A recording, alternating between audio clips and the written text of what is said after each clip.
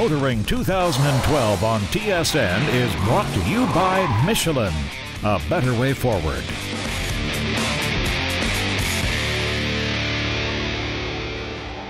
When you visit auto shows these days, you notice that manufacturers are spending a lot of time and money showcasing what they believe will be the future technology that will power our automobiles. And yes, it's a crapshoot. The other thing you notice, though, is the increasing number of small car introductions, because in this world of rising fuel prices, this is the reality. In fact, in Canada, it is predicted that the small car market will grow by 30% by the year 2015. Well, this week we find ourselves in beautiful Quebec City. And you know, when it comes to small car sales, this province is #1 in Canada. So it seems only fitting that General Motors has selected Quebec to introduce its newest member to the small car segment, and it's called the Chevy Sonic.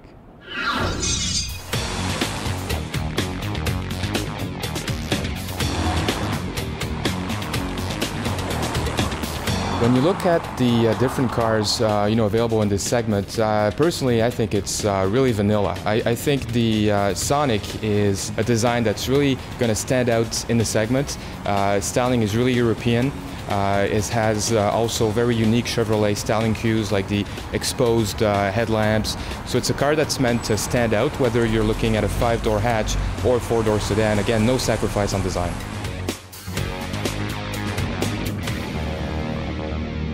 A lot of small cars, as I mentioned, but are you really taking dead aim at the Accent and the Fiesta? Well, the Accent is the #1 player in this segment, and yes, you have to look at them. Obviously, they have a very strong and competitive offering in this segment. Fiesta is also one of the fastest growing player in this segment. They also have a very competitive car, so when we look at our customers and also Hyundai and Ford customer, they're also considering Chevrolet product. So for us, it made sense to compare the Sonic to these two cars in that segment. You know, the Sonic is being sold in over 60 countries around the world, but here's one for you. In some of those countries, it's not called the Sonic, it's called the Aveo, which of course used to be sold here in Canada. So is the Sonic just a rebadged Aveo? Oh no, it has nothing to do with the old Aveo. It's a brand new small car for Chevrolet. It has nothing in common with the Aveo. It's the reinvention really for us of the small car. It is a vast improvement over the old Aveo, which is a name that I don't think General Motors ever wants us to mention again as long as we live. It's a good-looking car. I found that its powertrains were a little disappointing to me, and I'm amazed at that because they're right out of the Cruze, which I really like, and this is a lighter car. But the Cruze just seems to perform better.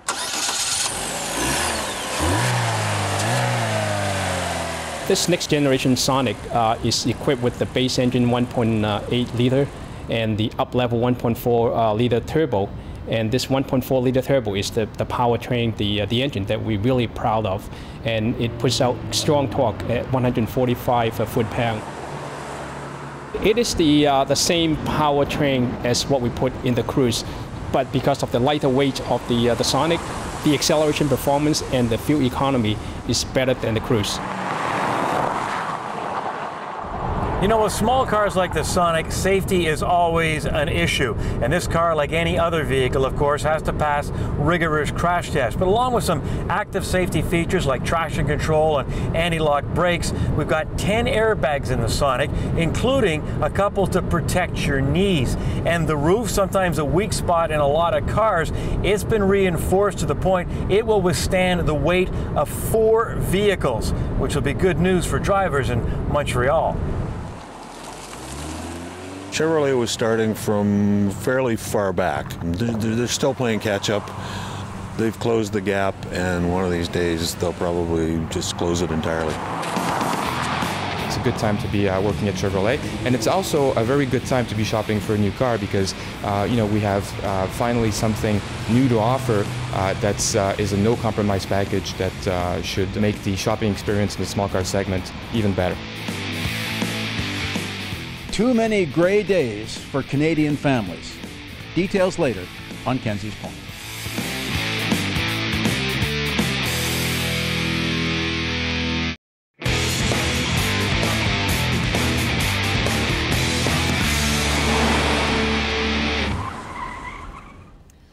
The face of the traditional luxury car is changing, and nowhere is it more evident than on the subject of this edition of Test Drive. This is the all-new Audi A7 Sportback.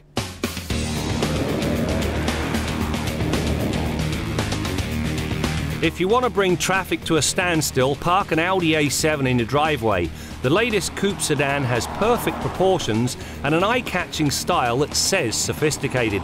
I happen to like the look, but had no idea just how much of a magnet it was going to be. It ended up parked in my buddy's garage to bring peace back to the neighborhood. Few cars south of exotic have that sort of drawing power.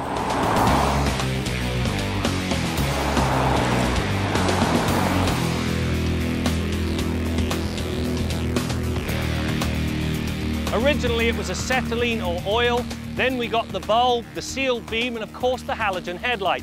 Today, well, most cars now use projector-style headlights, or if you go upscale, by xenon high-intensity discharge headlamps. This Audi, on the other hand, it has the next generation headlight. Now these things right here are actually LEDs. The advantage, aside from the fact that they're low maintenance, long life expectancy, and they only draw about 40 watts of power, the key advantage is the color of the light. These things replicate daylight. So when you're honking down a country lane at a dark, dark night, it's almost as though you've got a little bit of sunshine lighting the way. Dynamically, the A7 is just as delightful as it arrives with an enviable ride handling balance. The sport suspension that's part of the S-Line package strikes a near-ideal balance between ride comfort and the ability to limit body roll. Throw in the effects of the Quattro all-wheel drive system, the Tester's upsized 265/35R20 tyres, and understeer, well, it's non-existent. Factor in the steering feel and a brake pedal that's easily modulated, and you have a car that truly dances when it's pushed. The A7's cabin is the model of civility. Aside from the material quality and two of the best seats in the business, it's the gadgetry that's along for the ride that really impresses. Yes, you've got adaptive cruise control, you've got navigation system, you've got blind spot monitoring, there's also night vision. It has the ability to outsee those LED headlights. So if there's a pedestrian, cyclist or animal lurking in the shadows, it'll show up on the display. As an aside, it also works during the day. Not what it's meant for, but it does work. If you're following a car with an underinflated tyre, the extra heat in that tyre shows up in the night vision. Kinda neat. Audi's Drive Select system is along for the ride. It allows the driver to tailor the car to suit the tone of the drive. For me, the comfort mode proved to be redundant, such are the auto and dynamic modes. The auto mode is right for prowling suburbia. The dynamic mode comes into its own when the driver picks up the pace. There's also an individual mode that allows the driver to set the various facets individually. One of the surprises with this A7 hatchback is the fact that in spite of this really fast rear roofline, there is actually plenty of rear seat headroom, and it's not a pain to get in and out. Now, the one thing you do appreciate about the hatchback design, utility. Now, this thing has about 19 cubic feet of cargo space with the seats in the upright position and 49 with them folded flat. It's also nicely squared off, so you get to use all of that capacity. Now, the one thing that disappointed me, and believe me, this did disappoint me, because of that very fast rear window, this car could do with a rear wash wiper. The A7 is powered by a 3-litre TFSI supercharged V6 that delivers 310 horsepower and 325 pound-feet of torque at 2,900 RPM. The use of direct injection and force-feeding the engine its fresh air spreads the power out over a very broad range. It's such the A7 hustles to 100k in 5.4 seconds, which is more than respectable. A big part of the A7's willing work ethic boils down to the 8-speed manumatic transmission. The 8 speeds bracket a wide range, and so there's plenty of snap off the line and comfortable highway cruising. Delightful. That sums up this car in a word. It's got utility, the interior is the model of sophistication, it's got those LED headlights, and of course it's got a very good blend of power and fuel efficiency. The bottom line, for my money, this is the new segment leader.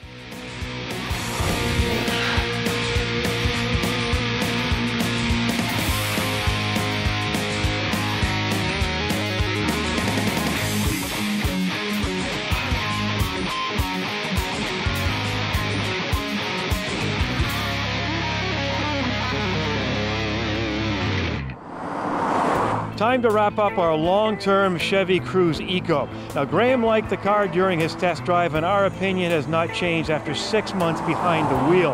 As for the Eco part, well, we've documented how GM engineers have really streamlined this vehicle and also taken out a lot of weight. In fact, Graham actually hit the Transport Canada's fuel economy numbers of 7.2 liters per 100 kilometers city and 4.6 highway.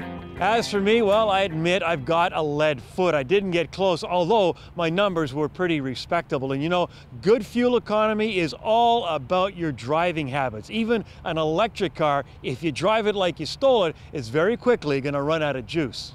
The 1.4-liter four-cylinder turbo, also found on the Cruze LT, is more than ample in highway passing situations. Comfortable interior, huge trunk, and the suspension really was impressive. I mean, I don't know what roads are like where you live, but here in Toronto, city streets are a disaster. But this suspension ate the holes up, and things remain calm inside. In short, the Cruze Eco hits the mark and begs the question, who needs a hybrid? I finally figured out what the answer is to all our traffic problems. I'm Ted Laturnis, and I'll tell you what it is on motoringtv.com.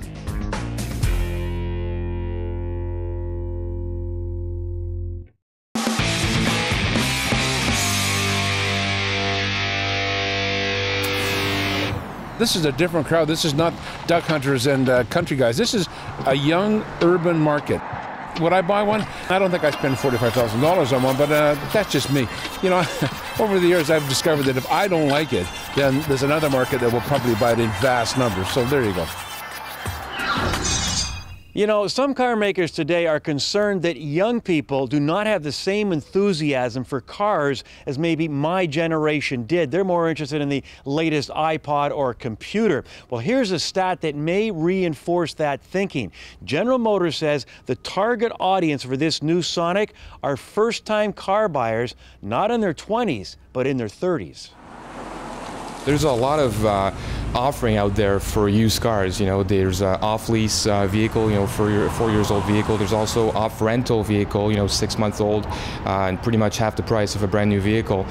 So the dynamic has changed a lot. And when you look at small cars and when you look at first-time vehicle buyer, you find that they're getting older and older. 35 again is probably the bullseye.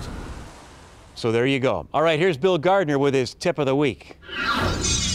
Our motoring tip concerns fueling your vehicle in the wintertime. There's a number of really good reasons why it's a good idea to operate on the top portion of your fuel tank in the wintertime. First of all, you'll limit the amount of condensation that gets in the tank by keeping a full tank of fuel. That condensation may not be a problem above zero, but when we get to sub-zero temps, it can get in the fuel line, freeze the fuel line or the filter, and stop the vehicle. You definitely don't want that. Now, fuel manufacturers do seasonally adjust their fuels. They do add gasoline antifreeze during the winter time. That's going to combat that problem in most cases. Secondly, trips in the wintertime can easily be 1.5 to 2 times the duration that they might take in the summer months. You don't want to get caught out somewhere with low on fuel with the possibility of running out in rough weather conditions. You know, if you're in a storm, you may have to run the engine without even moving the car just to keep warm and keep alive. You want to have lots of fuel. Also, the extra weight of a full tank of fuel helps traction. Some people used to add weight to their vehicles for that. You've got to put fuel in it anyways. Keep it on the top portion of the tank. And last but not least, if you've never changed this is the fuel filter, and the most overlooked filter on today's vehicles. Make sure it's changed on a regular basis. It's not a do-it-yourselfer project, but it's an important thing that's often overlooked. And gasoline antifreeze for those older cars, that's a good tip as well. If you've got pinholes in the fuel system, this is a must. That's your motoring tip of the week.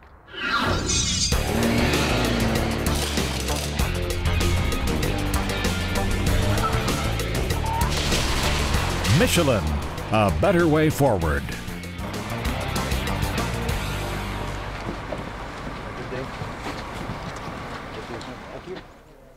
Second rule is, it applies for all of you. If you break the car, then you buy the car. So make sure you choose the right color. Well, this is the Porsche World Roadshow, and this is the ultimate day driving event for Porsche prospects. It's aimed primarily at people that have not yet experienced a Porsche, at least not in an environment like this on a track.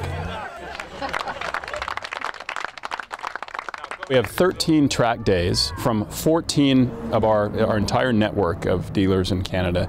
And through these 13 days, we're putting about 500 people through this event. So it's really a brilliant opportunity for us to really show what Porsche is all about.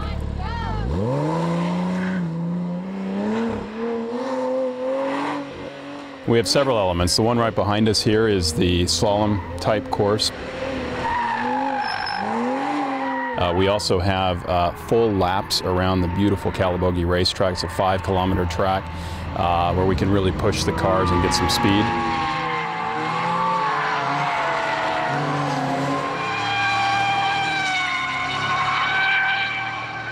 And in addition, there's an off-road course. We purpose-built an off-road course in the infield at Calabogie just for this event. The most impressive thing for a lot of people is the emergency braking and using what we call the launch control on the 911 Turbo, and to go over and over and over. I think we have something like over 1,200 launch control launches of this car. And when you hear it, it sounds brutal, but the Porsches are so reliable they can just take it time after time after time. It's huge. They have very high standards, just like us. So we're very proud to be associated with Porsche in any event that they do. In fact, we're one of their chosen technical partners. So we're very proud of that, and we follow them around the world for all of these Porsche World Roadshows. These days at the track provide a fantastic testing opportunity for Michelin. And with Porsche and their racing pedigree, their tyre of choice is fundamental. So why have they gone with Michelin? Tires play an absolutely critical role in the handling of our vehicles, and the handling of our vehicles is what makes them so special. And Michelin has for a long time been a partner with Porsche, and they've been very supportive of our World Roadshow. We do go through quite a few tires at this event, and we're very fortunate to have them as partners here. Three of the key performances that consumers demand is traction, wear life, and fuel economy. And it's easy to overachieve in one of those elements, but only Michelin, with its technology and innovation, is able to provide the balance of performance for all three.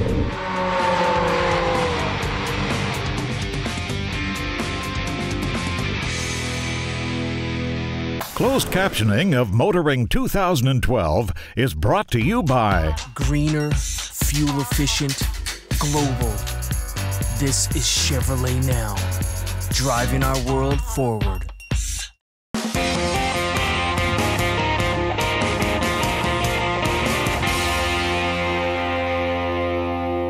It doesn't really matter when this episode of Kenzie's Corner airs because the details change, but the story stays the same every week.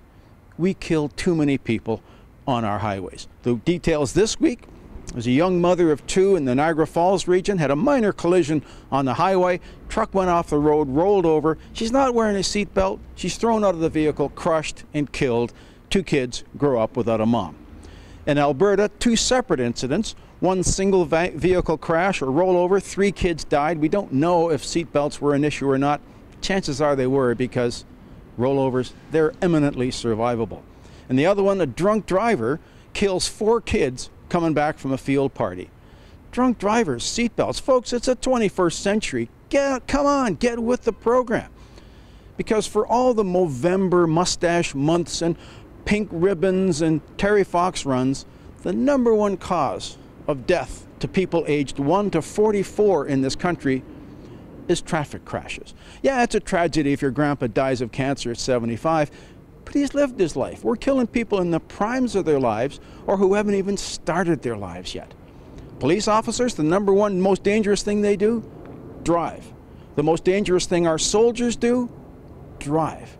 We've got to do something about this. Now, we've made progress. 25 years ago, we killed twice as many people as we do now, but we still have the equivalent of a 9/11 every year in this country, and that's just not acceptable. Now, there's a million things that need to be done, most of which cost money, and where are we going to get the money?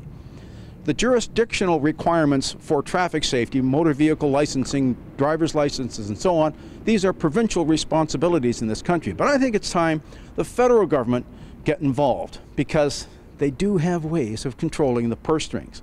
But what is the current gang of idiots in Ottawa doing? They're fighting a crime wave that doesn't exist, spending billions of your dollars, mostly provincial funds, interestingly enough, building prisons for criminals that don't exist. Why can't they do something about the #1 social health issue in this country? It's about traffic safety. Now, that government is proud of the fact that they don't deal in facts, they deal in opinions. Well, I got one fact for you: dead people can't vote. And there's one opinion I wish you would share. It's time to do something about traffic safety. I'm Jim Kenzie.